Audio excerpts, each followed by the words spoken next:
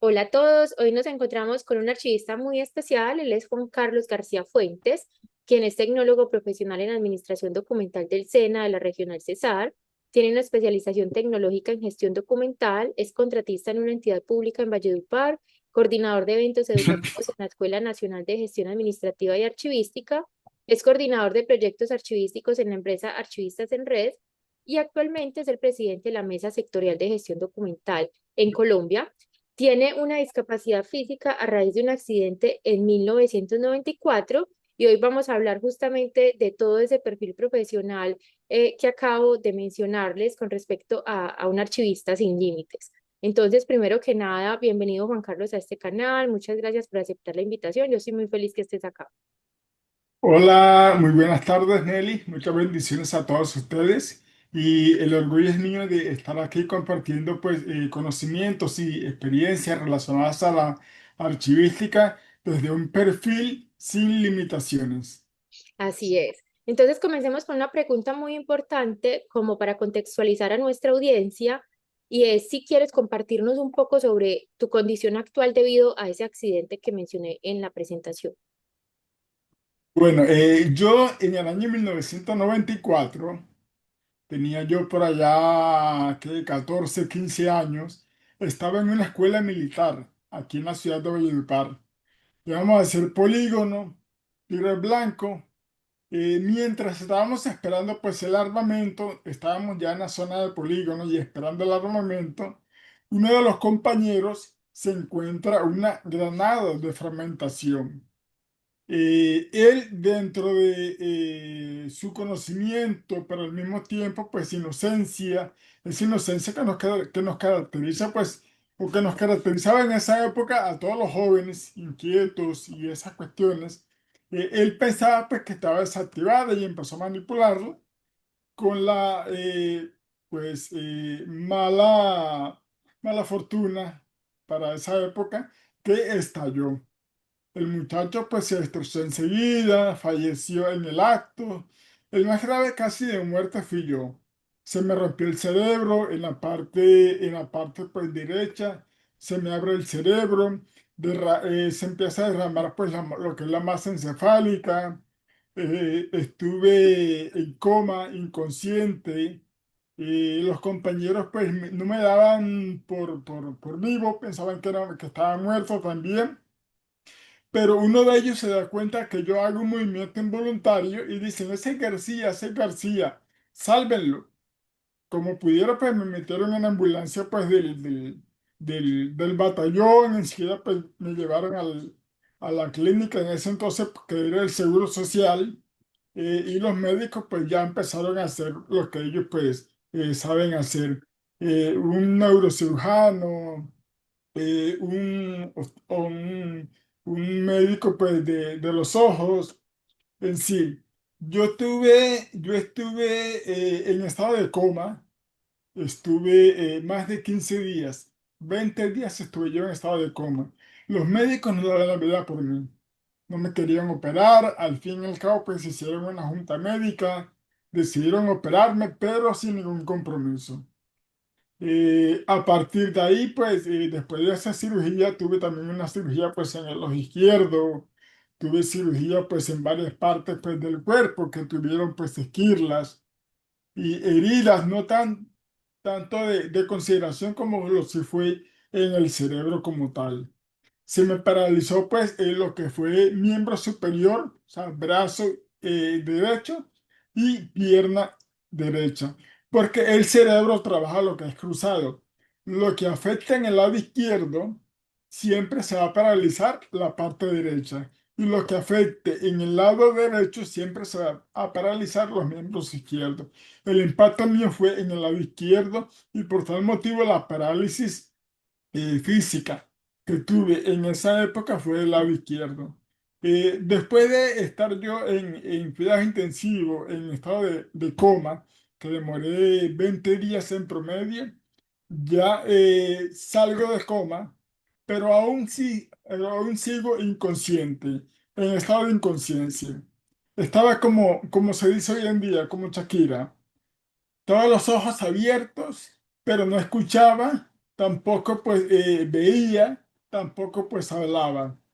Y así duré 30 días.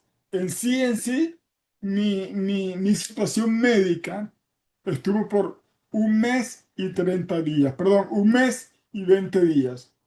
Cuando ya empiezo a volver en sí, la visión fue regresando poco a poco. Comencé viendo borroso y la vista se fue aclarando en ese sentir. Y lo mismo fue con la audición.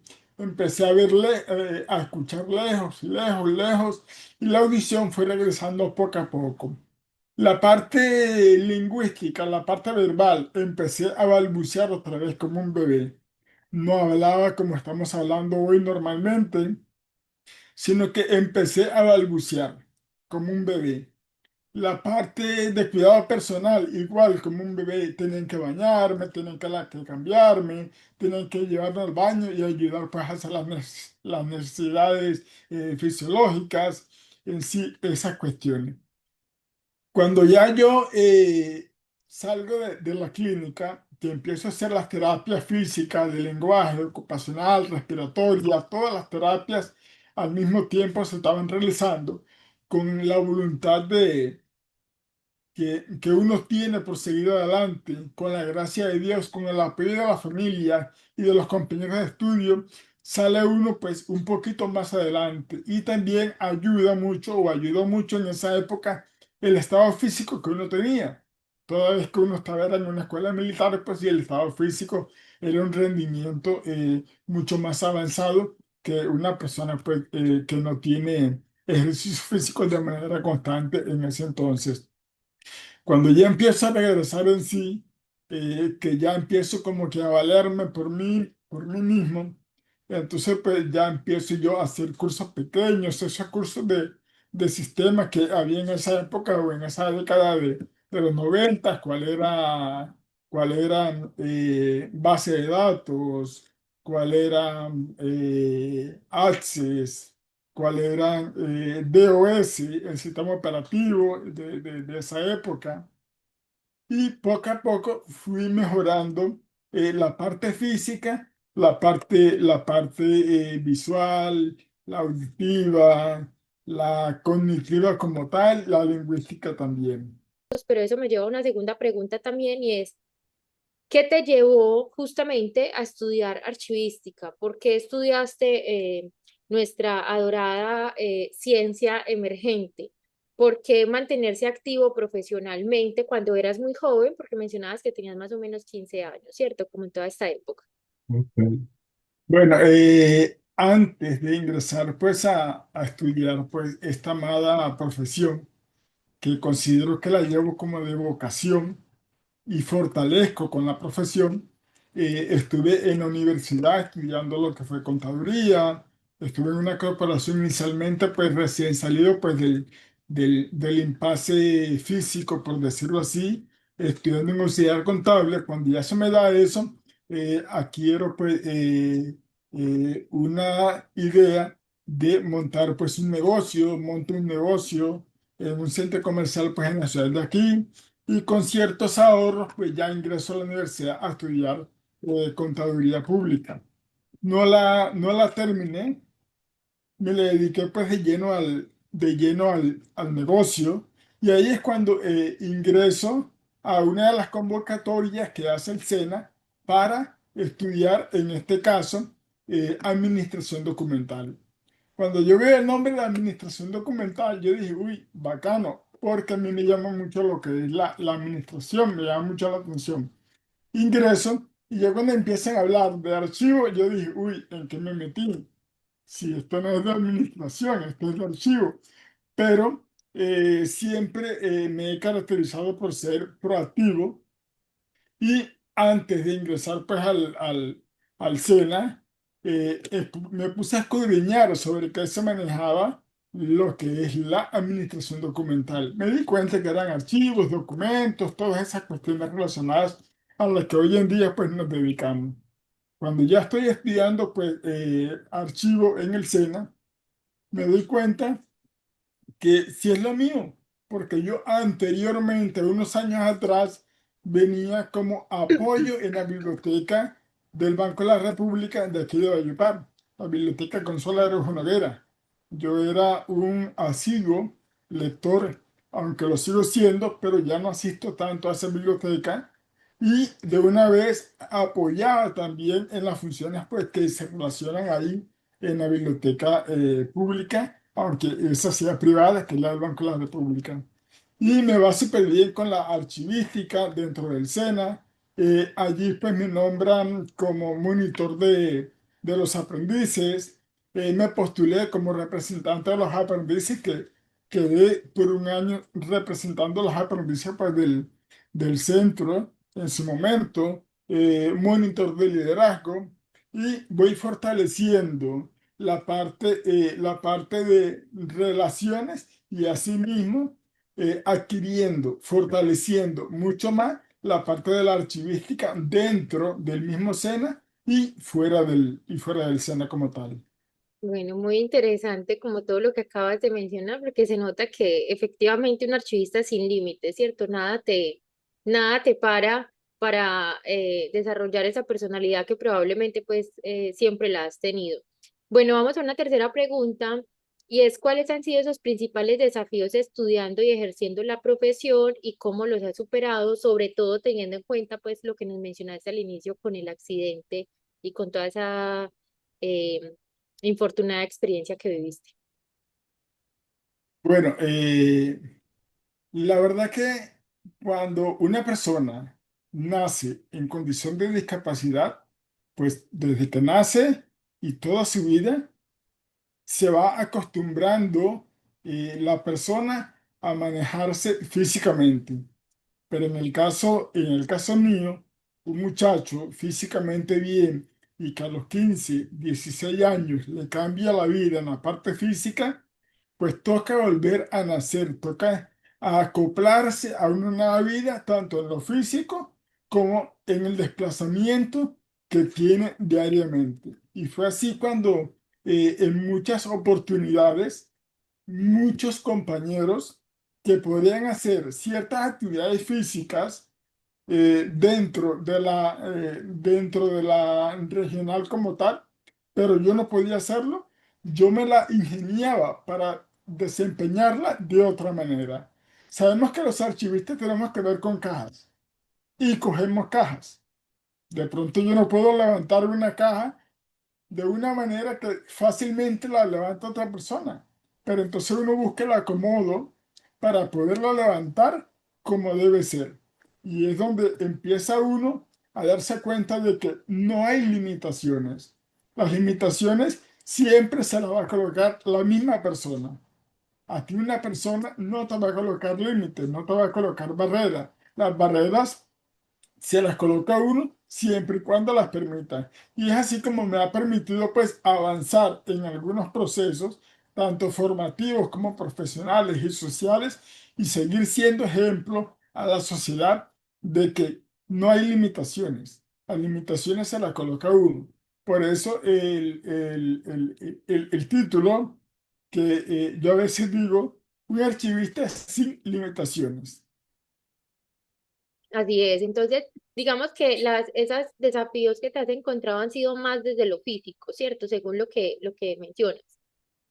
Sí, esas limitaciones más que todo han sido en parte de lo físico, cuando uno ve ciertas barreras arquitectónicas cuando uno se dirige pues a un sitio que de pronto no hay ascensor, que de pronto no hay rampa, que las escaleras pues no son acordes o no tienen las medidas pues necesarias, los escalones como para subir, o lo de pronto sí tengo unas escaleras pero no hay unos pasamanos para uno poderse apoyar en ese sentido. Y esas limitaciones pues toca a uno pues saltárselas por decirlo así, buscar el acomodo y seguir adelante en los procesos pues, que estamos desarrollando cotidianamente. Bueno, y pasemos a una siguiente pregunta y es algo que yo he escuchado que sucede mucho con personas que pierden alguno de los sentidos o, bueno, o sea que nacen, como tú mencionabas, o que lo pierden en el transcurso de la vida y es que comienzan a descubrir otras habilidades y capacidades, ¿cierto? ¿Qué consideras tú que han sido capacidades que has explorado debido justamente a tu condición actual?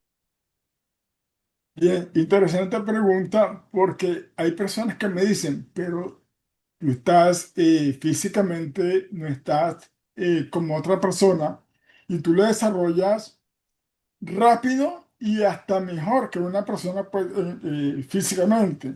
Entonces, cuando me sucede esto, de pronto no al principio, pero sí con el pasar del tiempo, voy adquiriendo una destreza en lo que hago, tanto en lo físico, y voy adquiriendo también, se me va fortaleciendo lo que es la vista y lo que es la audición.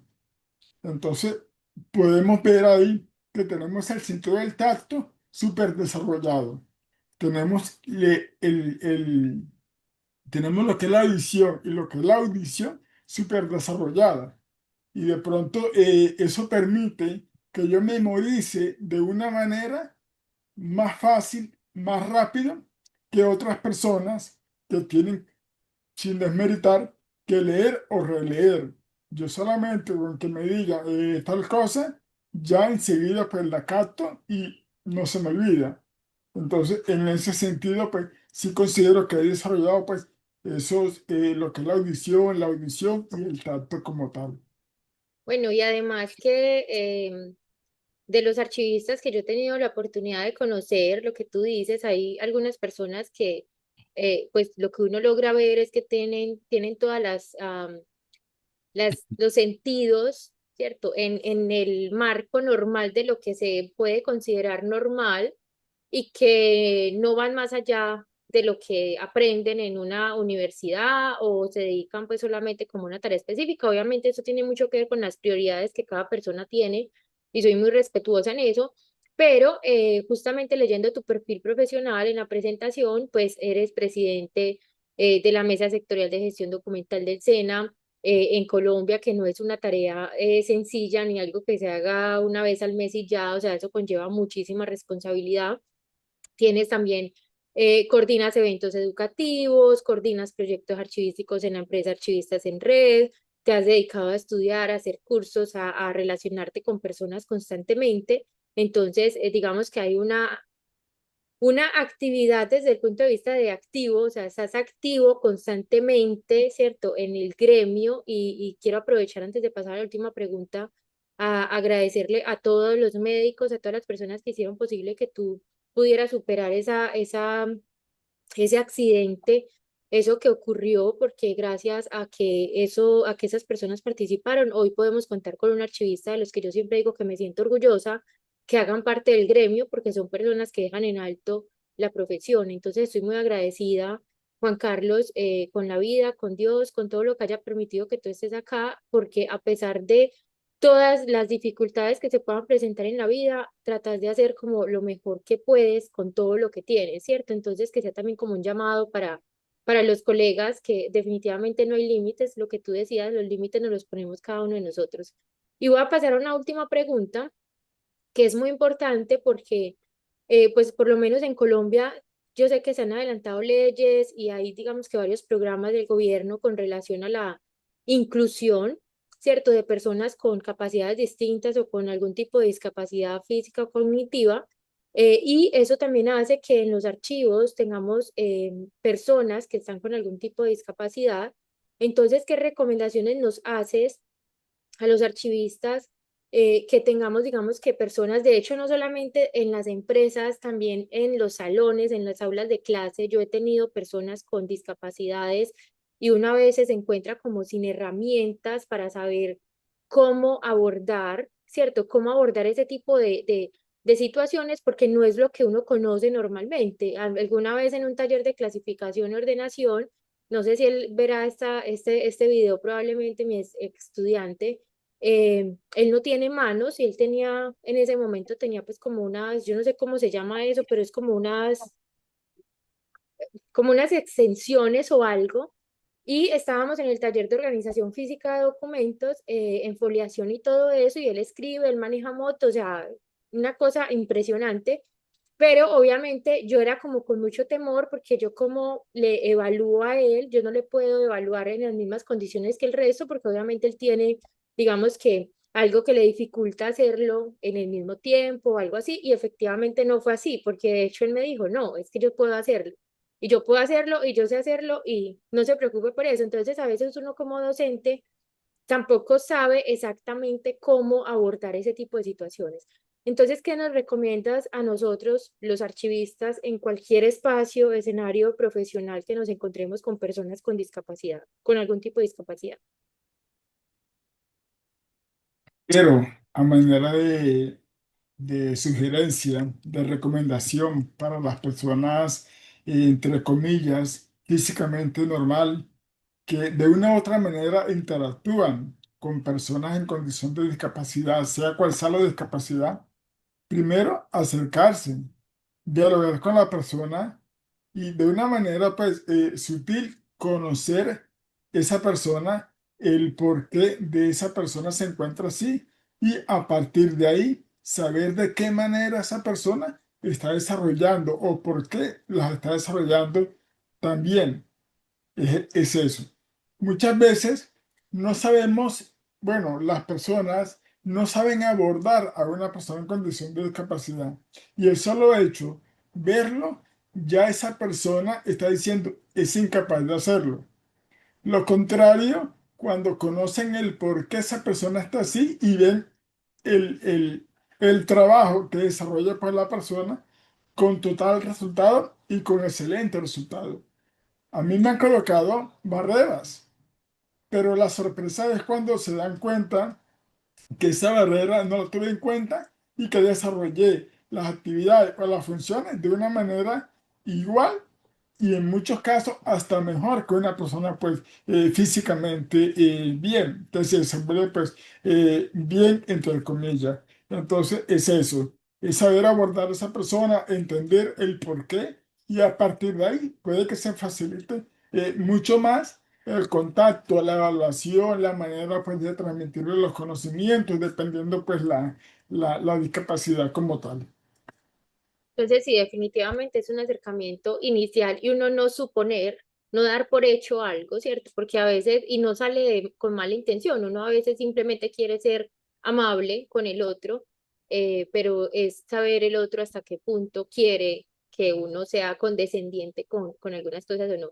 Y aquí va, digamos que otro punto, y esto en cuanto a compañeros de trabajo o estudiantes, pero también pasa, Juan Carlos, con usuarios de los archivos y en Colombia, por ejemplo, tenemos un centro de relevo por parte del Ministerio de las Tecnologías de Información y Comunicaciones, donde si llega a nuestros archivos una persona con algún tipo de capacidad diferente, nosotros podemos recurrir a este centro de relevo de forma gratuita y ellos hacen como el puente, ya sea porque la persona no pueda hablar, no pueda escuchar, no se pueda mover, bueno, cualquiera que sea la discapacidad, bueno, sobre todo hablar y escuchar es más de comunicaciones, ellos se encargan como de hacer ese enlace, pero también es un llamado, yo siempre lo hago en las aulas de clase, y es que podamos hacer esos cursos que a veces son hasta gratuitos por el SENA de lenguaje de señas, por ejemplo, que nosotros si llega una persona que no, que solamente se comunica con lenguaje de señas, nosotros podamos abordarlo y atenderlo y facilitarle el acceso a la información como cualquier otra persona tiene ese derecho fundamental. No sé si quieras decir algo más, Juan Carlos, para ir terminando esta agradable entrevista.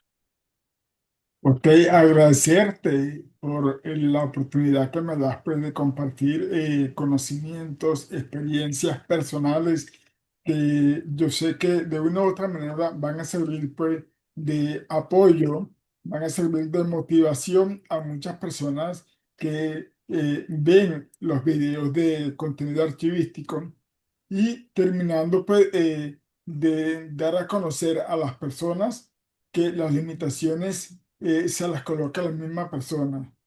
Yo, una persona en condición de discapacidad, considero que he logrado muchas cosas, he logrado muchas metas, he alcanzado muchos Everest, muchos picos Everest, ¿eh? Sin tanto esfuerzo. Y el único esfuerzo, por decirlo así, que he realizado es la preparación que adquiero a diario.